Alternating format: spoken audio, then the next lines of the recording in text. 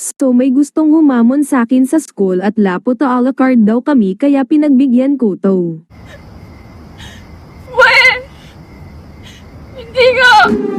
At dali-dali kondang sine-arch ang IGN niya sa ML. Ito pala ang makakalaban natin at trash talker at dali-dali ngang nag-invite ang pinakamalakas maglapo sa bahay nila. What? Bro, what are you talking about, man? Nag-start na pala ang laban. Panoorin nyo na lang ang laban namin, salamat.